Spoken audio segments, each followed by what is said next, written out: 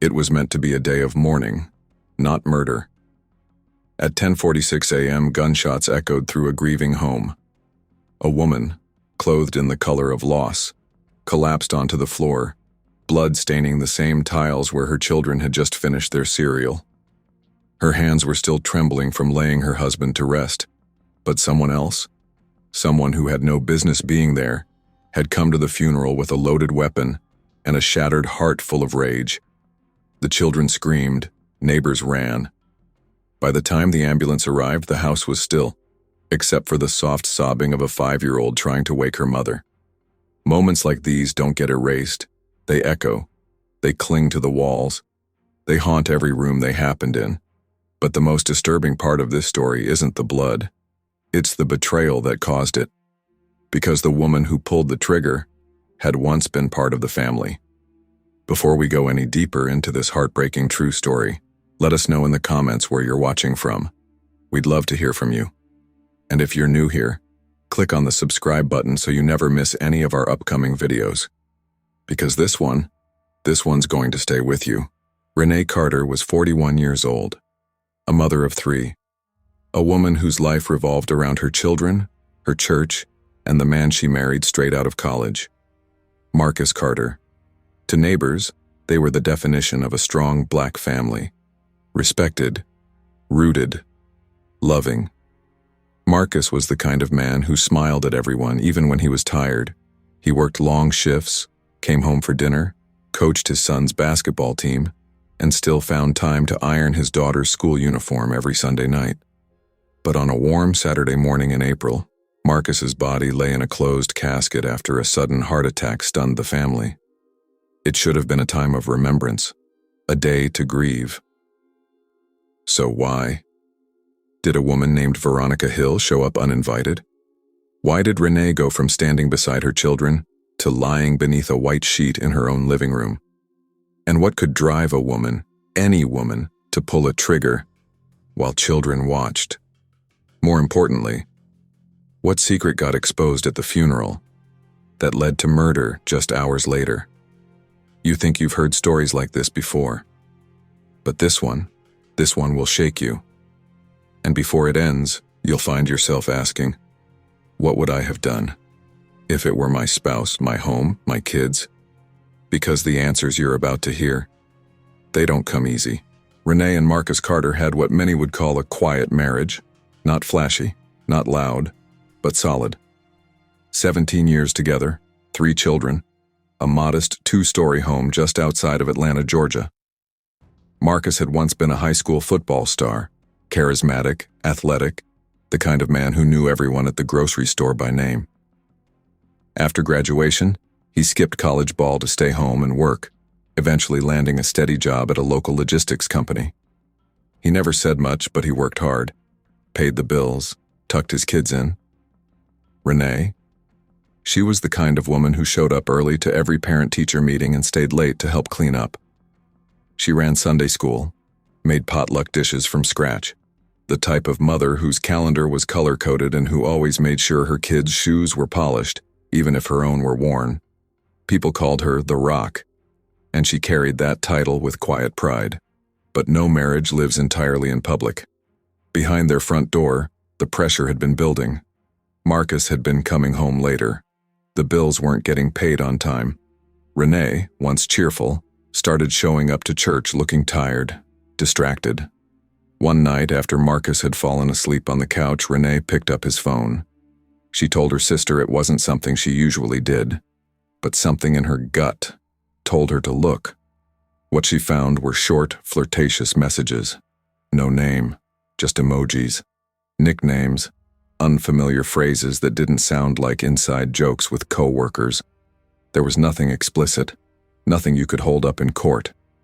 But it was enough to keep her awake the entire night, enough to make her stare at Marcus in silence the next morning, wondering who he had become. And then, there was Veronica. Veronica Hill was 37, divorced, no kids. She worked in shipping coordination at the same company as Marcus. People at work said she was polite, soft-spoken, and mostly kept to herself. She never came to the holiday parties, didn't post much on social media, But she noticed Marcus, and Marcus noticed her back. Renee didn't know her name at first. She only knew that in the weeks after finding those messages, Marcus had gotten more distant. He stopped sitting at the dinner table. He stopped asking about the kids' grades. And he stopped touching her. The cracks weren't just showing, they were spreading. And Renee? She didn't scream. She didn't confront. She waited. She prayed. She told no one. But secrets, no matter how quiet, eventually demand to be heard, and when they finally are, they don't whisper, they scream. It was a warm July morning, humid, still, the kind of Georgia summer day where the air clings to your skin and even the silence feels heavy. Marcus's casket had just been lowered 2 hours earlier. Now, friends and family were gathered at the Carter home, seated on folding chairs in the living room, sipping sweet tea and speaking in hushed tones. Over 50 people came to pay their respects, co-workers, cousins, neighbors who'd watched the kids grow up. The room smelled of lilies and sorrow. Renee had been gracious all morning, shaking hands, hugging people she hadn't seen in years, thanking everyone for their support. But grief has a weight, and after standing for hours, smiling through tears, she whispered something to her eldest daughter and slipped away upstairs. The children, 3 of them, were sitting on the carpet, legs crossed, passing around a picture book their father used to read at bedtime. One of the boys had crumbs on his cheek from a cookie he hadn't finished. Then, at exactly 10:46 a.m., 7 sharp cracks tore through the house. At first, some thought it was a car backfiring. Others froze, not able to process the sound, but the children knew. They screamed. One of them dropped the book and ran into the kitchen, hiding under the sink. The oldest girl, only 11, didn't move. She just stared at the stairs. A neighbor, hearing the noise from outside, burst through the front door. He ran past the stunned guests up the staircase and stopped cold. There, at the top of the landing, stood Veronica Hill. She was holding a gun, still warm, still shaking in her hand. At her feet was Renee, lying face down, blood slowly soaking through her dress, eyes wide open. Veronica didn't run. She didn't speak. She just stood there, staring down at the woman who had once sat beside Marcus every Sunday in church. The police arrived within minutes. Guests were ushered out, children carried into neighbors' arms. But as the sirens faded and the house emptied, one question hung in the air like smoke. How did Veronica know Renee would be alone? Why did she come with a weapon to a funeral? And why, of all days, did she choose that day to end it all? The answers would unravel everything. Veronica Hill didn't resist. When officers arrived at the Carter home that morning, she handed over the gun without a word. Her hands were trembling, but her face expressionless. No tears, no explanation, no apology, just silence. Renee was still breathing when paramedics reached her. Barely. They tried everything. Compressions, IVs, sirens blaring through red lights. But by the time they reached the hospital, it was too late. Renee Carter, wife, mother, daughter, was pronounced dead at 11:19 a.m. The shockwave in the community was immediate. A woman killed at her own husband's funeral, in front of her children, in a neighborhood known for block parties and cookouts and holiday lights. Detectives began searching for answers. The gun used in the shooting was registered, legally purchased by Veronica just 3 weeks prior. She had no criminal history, no violent past, no restraining orders, just a clean record and a blood-stained motive nobody yet understood. But then came the diary. During a search of Veronica's apartment, officers recovered a small, leather-bound journal hidden beneath a stack of folded towels. Inside were entries that painted a different picture of the quiet, soft-spoken woman co-workers barely noticed. Her words were raw, unfiltered. Pages filled with pain, jealousy, obsession.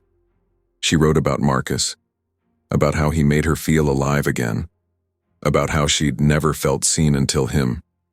And then, the tone darkened. One entry, dated a month before the funeral, read, She says she's the wife. But he told me I was the one he loved. If she keeps pushing me, I'll push back. God help me, I will. And then came the emails, pulled from Marcus's old work account, dozens of them. Messages between him and Veronica. Flirty at first. Quick jokes, compliments, then more intimate. Plans, promises. He told her he was stuck in his marriage, that he wanted a fresh start, that once things settled down, they could finally be together in the open. In one message, dated just 6 weeks before his death, Marcus wrote, "I've started looking at rentals near your place. Don't worry, I'm serious about this." The affair wasn't speculation anymore, it was real, long, emotional. And as the community tried to make sense of what happened, sides began to form. Some blamed Marcus, accusing him of playing two women against each other, of lighting a fire and walking away. Others blamed Veronica entirely, calling her unstable, dangerous, delusional. And then there were those who just stared at the house on Willow Creek Drive in stunned silence, wondering how something so tragic could be hiding just beneath the surface all this time. Because the truth is, no one ever really knows what's going on in someone else's home, and sometimes the quietest homes hold the loudest secrets, just when the story felt like it couldn't get heavier. Another truth emerged. Veronica Hill was pregnant, 8 weeks along. A prenatal appointment had been scheduled just days before the funeral, an appointment she never made. She had told no one, not her co-workers, not even her closest friend. Only one person knew, Marcus. According to Veronica's medical records and her own handwritten notes, Marcus had promised her everything. That he was leaving Renee, that he had already moved out, that the funeral wouldn't change anything, because their new life was just beginning. But Marcus hadn't moved out. He was still sleeping in the same bed as Renee, still packing school lunches, still walking into church with a smile. And Renee, she knew. In the last week of Marcus's life, he and Renee had several late-night arguments, quiet but intense.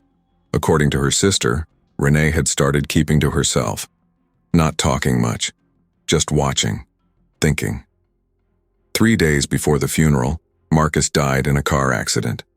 Official reports said the brakes failed. A tragic fluke. Renee never got closure, never got to ask him why. But what she did leave behind was a voicemail, found on Marcus's phone, time-stamped 10:43 p.m., just 15 hours before he crashed. "You lied to me, Marcus. You looked me in my face and lied. And I don't know who that woman is, but I hope she hears this too. You'll regret every lie. One day they all come back." It was never sent, but it was saved. In the courtroom, everything unraveled. Veronica pled not guilty. Her defense? Temporary insanity, brought on by grief, betrayal, and emotional abuse. But the prosecution painted a different picture. A woman who planned, who bought a gun weeks before, who showed up to a funeral knowing there'd be children. And then, the courtroom heard from a voice no one expected to carry such weight. 13-year-old Maya Carter, Renee's eldest daughter, small, brave, with her mother's calm voice. She stood before the jury and said, "She killed my mom. I saw her do it. I remember her eyes. She wasn't crying. She wasn't scared. She just looked mad, like my mom was in her way." And when the jury delivered the verdict, you could hear a pin drop. The jury took just under 4 hours. Veronica Hill was found guilty of second-degree murder. She was sentenced to life in prison, with the possibility of parole after 25 years. She didn't cry. She didn't speak. She only looked down at her hands as the judge read her sentence aloud. Renee's family sat in silence. Her sister clutched a folded photograph of the two of them as children. Her mother couldn't bring herself to attend the final hearing. The trauma had done something permanent to that household, like a house stripped of its front door. Nothing felt safe anymore. The children were placed in therapy. They eventually relocated out of state. New school, new town, new names on the mailbox. But the questions followed them. They always do. And then, Weeks after the trial had ended, a mechanic doing a routine service on Marcus's car opened the glove compartment and found something tucked beneath the manual. It was a letter, dated 2 days before his death, folded, unsent. It read, "If something happens to me, protect Renee and the kids. I've made a mistake I can't fix. I thought I could walk away clean, but I can't. I don't know what to do anymore. I'm sorry. Please just look out for them." No one knows if he planned to give it to someone, or if he was planning to end things with Veronica. But maybe he had. Maybe Veronica's calls went unanswered. Maybe silence. Felt like betrayal. And in that silence, something broke. 3 lives destroyed. 1 man gone. 1 woman buried. Another behind bars. And the children? Still asking why. Was this about love? Or about control? Could someone have intervened sooner? Should someone have seen the signs, the sudden quiet, the heavy stares, the late-night arguments no one wanted to admit they heard? Because sometimes, tragedies don't arrive out of nowhere. They send warnings, whispers, cracks in the surface. But we're too busy, or too afraid, to look closely.